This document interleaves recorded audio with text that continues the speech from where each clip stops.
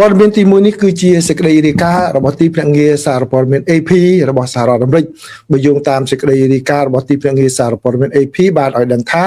យន្តហោះចាក់ប្រេងរបស់យោធាសហរដ្ឋអាមេរិកមួយគ្រឿងបានធ្លាក់នៅក្នុងប្រទេសអ៊ីរ៉ាក់ហើយកិច្ចខិតខំប្រឹងប្រែងដើម្បីជួយសង្គ្រោះកំពុងតែដំណើរការ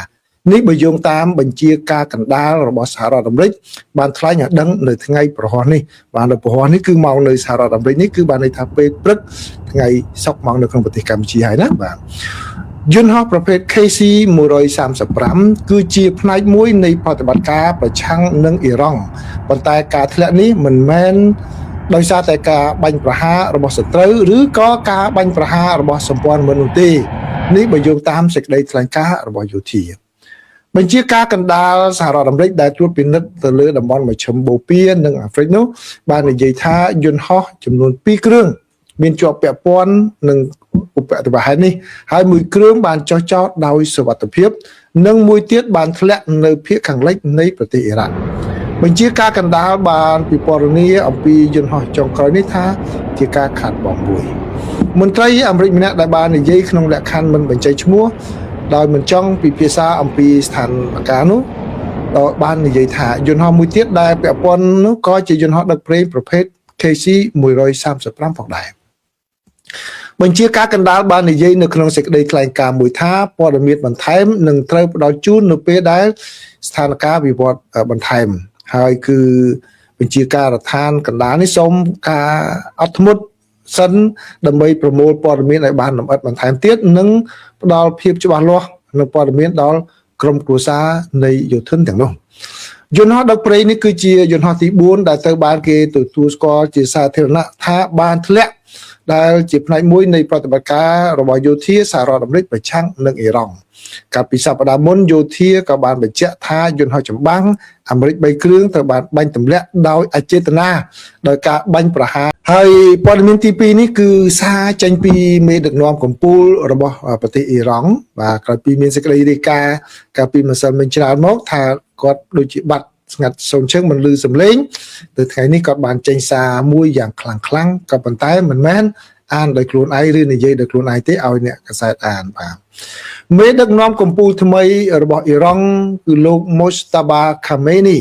បាននិយាយនៅថ្ងៃប្រហ័សនេះថាអ៊ីរ៉ង់នឹងបន្តប្រយុទ្ធនិងបិទច្រកសមុទ្រ Hormuz ដើម្បីជាកម្លាំងប្រឆាំងនឹងសហរដ្ឋអាមេរិកនិងអ៊ីស្រាអែលប៉ុន្មានម៉ោងក្រោយមកនាយករដ្ឋមន្ត្រីអ៊ីស្រាអែលលោក Benjamin Netanyahu បានប្រើប្រាស់សន្និសីទសារព័ត៌មានលើកដំបូងរបស់លោកចាប់តាំងពីការចាប់ផ្ដើមនៃសង្គ្រាមដើម្បីធ្វើសេចក្តីថ្លែងការណ៍ដ៏ខ្លាំងក្លារបស់លោកដោយចេញសារគម្រាមកំហែងសម្រាប់លោក Khamenei និងការពារការវាយប្រហារយោធារបស់លោកទៅលើប្រទេសអ៊ីរ៉ង់ដែលបានឆក់យកជីវិតមនុស្សរាប់ពាន់នាក់និងធ្វើឲ្យទីផ្សារថាមពលប្រេងឥន្ធនៈនិងភាគហ៊ុនរង្គោះរង្គើលោក Netanyahu បាននិយាយថាខ្ញុំមិនចេញគោលនយោបាយធានារ៉ាប់រងអាយុជីវិតលើមេដឹកនាំណាមួយនៃអង្គការភេរវកម្មទេខ្ញុំមិនមានបំណងផ្ដល់សារពិតប្រាកដនៅទីនេះអំពីអ្វីដែលយើងកំពុងតែរៀបចំផែនការឬអ្វីដែលយើងនឹងធ្វើនោះទេនៅក្នុងប្រទេសអ៊ីរ៉ង់វិញលោក Khamenei មិនបានបង្ហាញខ្លួនដោយផ្ទាល់ទេហើយសន្ទរកថារបស់លោកត្រូវបានអានដោយពិធីករទូរទស្សន៍របស់រដ្ឋគ្មានរូបភាពណាមួយត្រូវបានចេញផ្សាយអំពីលោកនោះទេចាប់តាំងពីការវាយប្រហាររបស់អ៊ីស្រាអែលនៅដើមដំបូងនៃសង្គ្រាមដែលបានសម្លាប់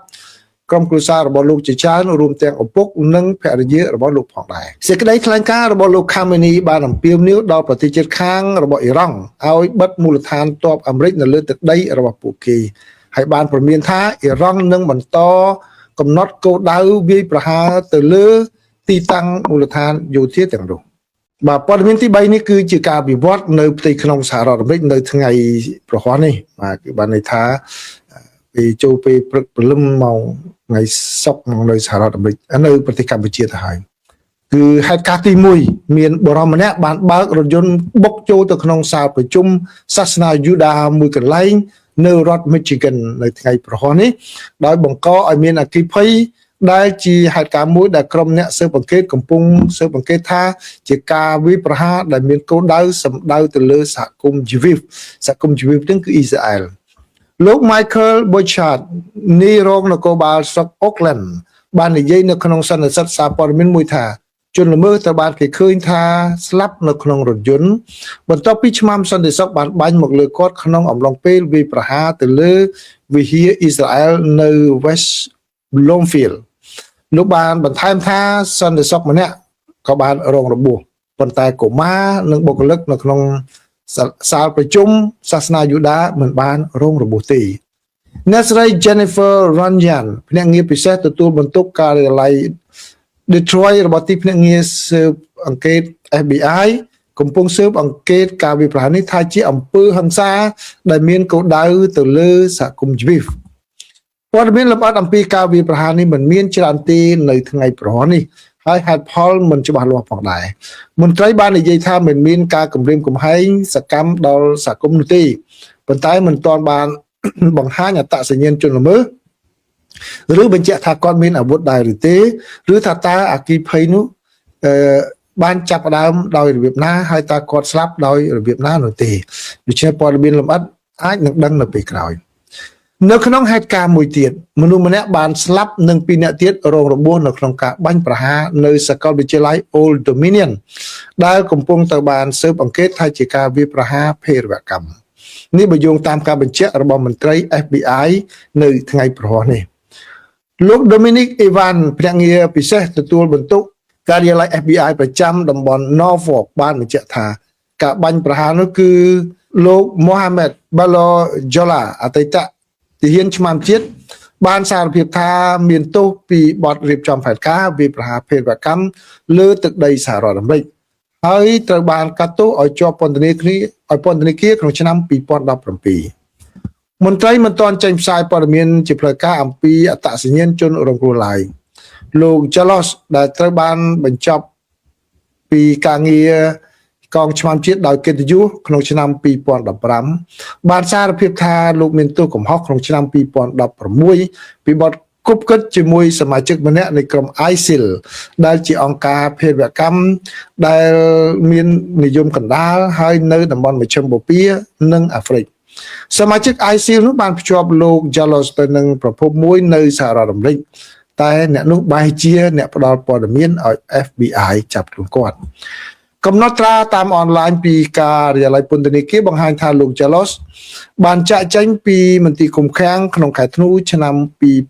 2024លោកអេវ៉ាន់បាននិយាយថាក្រៅពីប្រវត្តិឧក្រិដ្ឋកម្មរបស់លោក Jalos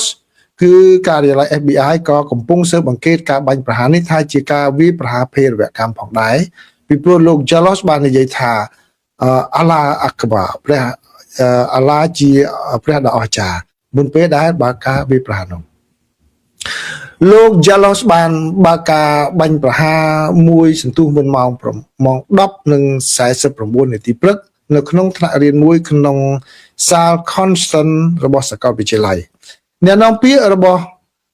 Sentara បាទគឺលោក Del Gooding បានបញ្ជាក់ថាជនរងគ្រោះពីរអ្នកដំបូងត្រូវបានបញ្ជូនទៅមន្ទីរពេទ្យ Norfolk Sentara General ក្នុងស្ថានភាពធ្ងន់ធ្ងរដែលជាកន្លែងដែលជនរងគ្រោះម្នាក់បានស្លាប់បាត់បង់ជីវិតនាពេលក្រោយមកហើយជនរងគ្រោះម្នាក់ទៀតស្ថិតនៅក្នុងស្ថានភាពធ្ងន់ធ្ងរនៅឡើយទេគិតត្រឹមម៉ោង3រសៀលថ្ងៃប្រហ័សមកនៅក្នុងរដ្ឋ Virginia